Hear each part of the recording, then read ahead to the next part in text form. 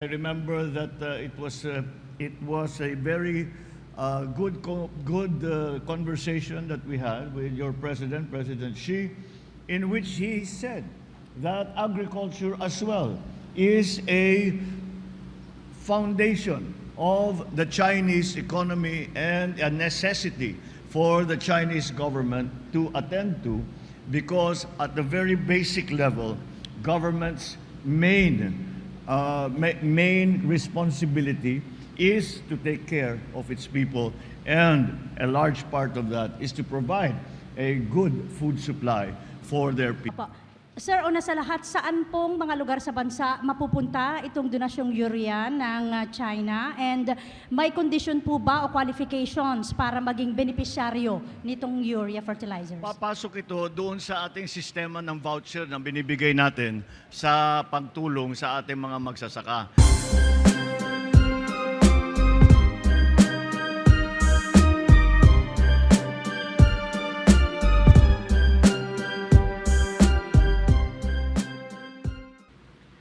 For your introduction, of course, we like to greet our benefactor and who representing the People's Republic of China, His Excellency, the Ambassador to the Philippines, Huang Xilian, who is here representing the People's Republic on this very generous donation that they have given us.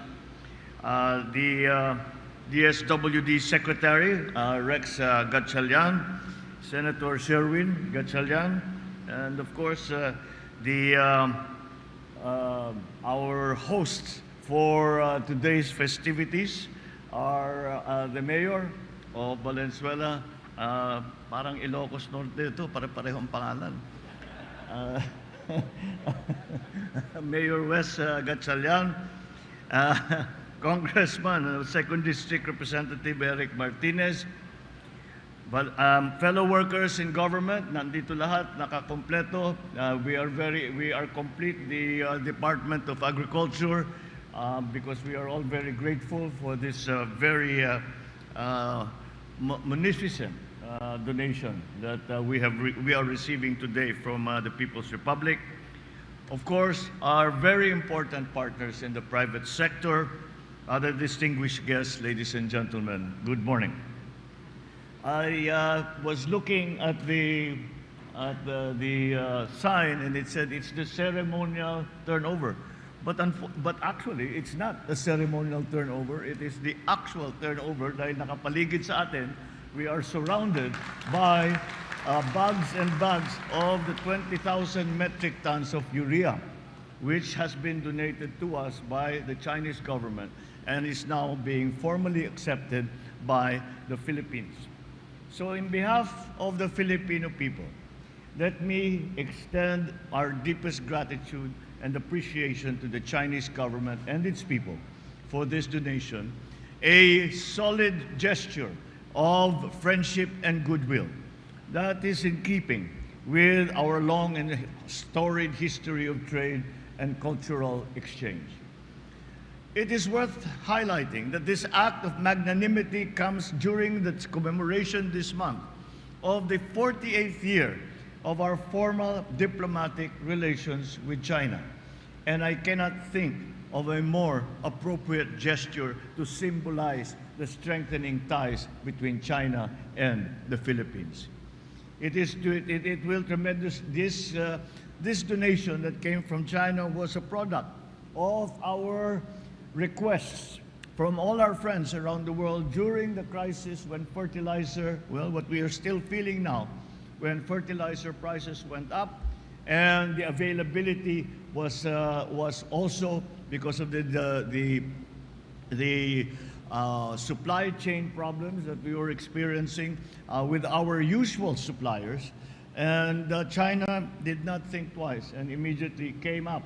And I remember that it was a very good conversation that we had with your president, President Xi, in which he said that agriculture as well is a foundation of the Chinese economy and a necessity for the Chinese government to attend to, because at the very basic level, government's main responsibility is to take care of its people, and a large part of that is to provide a good food supply for their people. And that is where we had this meeting of the minds, and that is why I am not surprised that immediately upon our request for any assistance in terms of fertilizer supply, that China immediately understood the predicament that we were in, and thus we have today the turnover of these 20,000 metric tons of urea fertilizer from China to the Philippines. It will tremendously aid our efforts to boost agricultural production, our nation's pursuit of food security. Indeed, it is through these kind deeds, especially those that can be felt by our people, that we reinforce the foundations of our bilateral ties, that of trust and of mutual benefit. Soon, these donated goods will find their way to our Filipino farmers. They will be able to spend the savings gained from production costs from other things that matter to them and their families. We will make sure that the message of goodwill from our highly cherished donors will cascade to them and to the rest of our citizenry.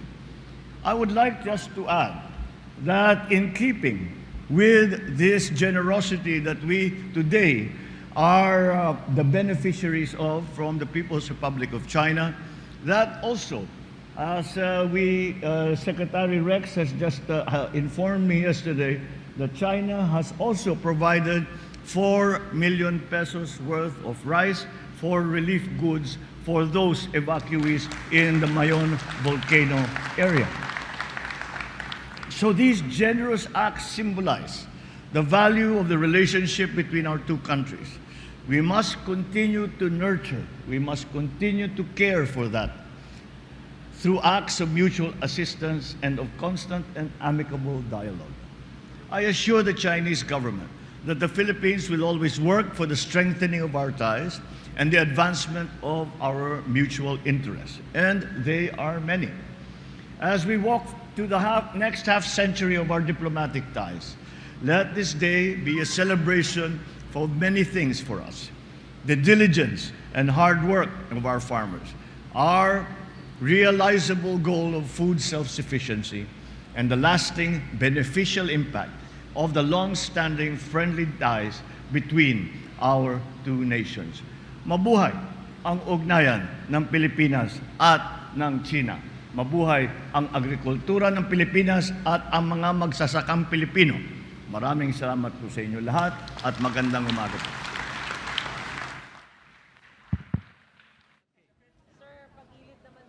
Good morning, Mr. President. Good morning. Our Magandang first umaga question- sa inyo. Our first question will come from Ms. Tuesday New of DCWB. Good morning, Mr. President. Good morning. Opo. Sir, una sa lahat, saan pong mga lugar sa bansa mapupunta itong donasyong urea ng China? And may condition po ba o qualifications para maging benepisyaryo nitong urea fertilizers? Papasok ito doon sa ating sistema ng voucher na binibigay natin sa pagtulong sa ating mga magsasaka.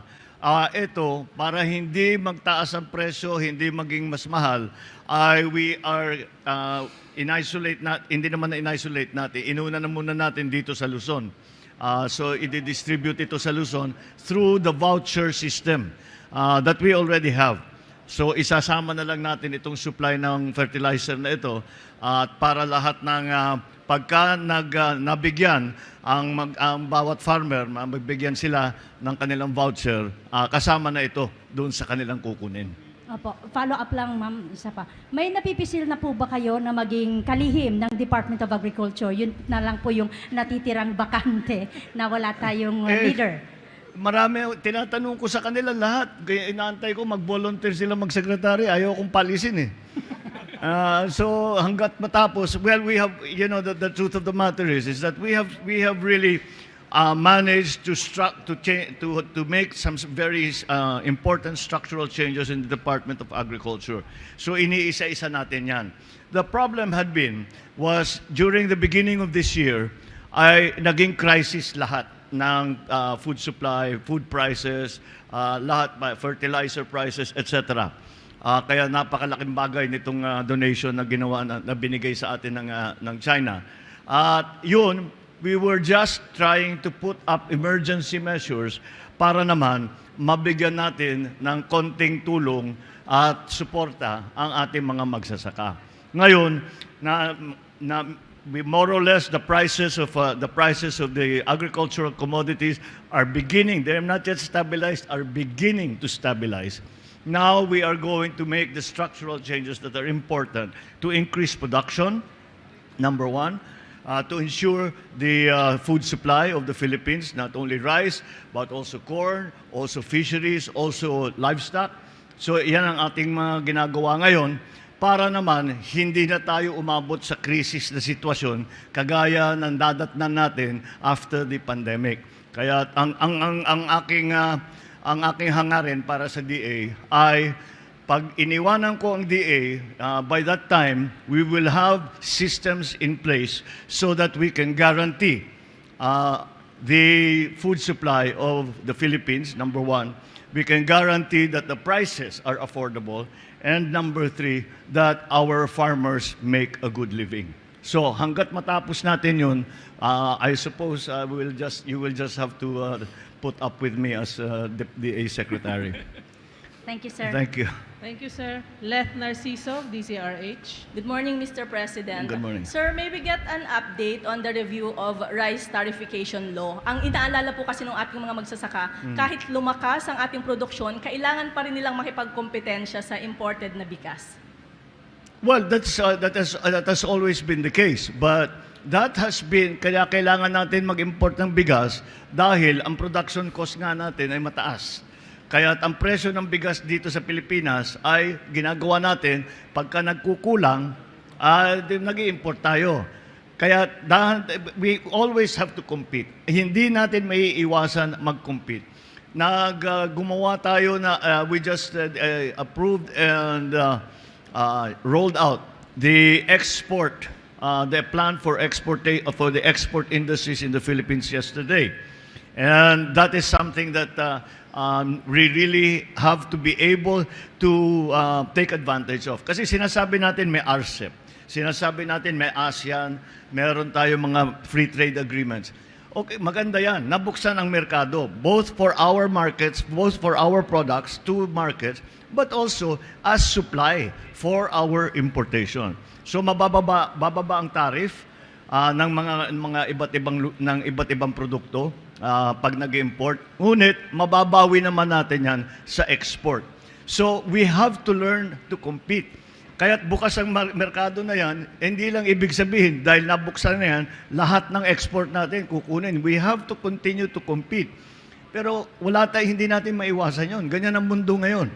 We are a global economy and we have to compete in the global economy, and that is why our agriculture has to be brought to a level where we can say it is world-class and can compete with all the agricultural producers around the world, especially in our region.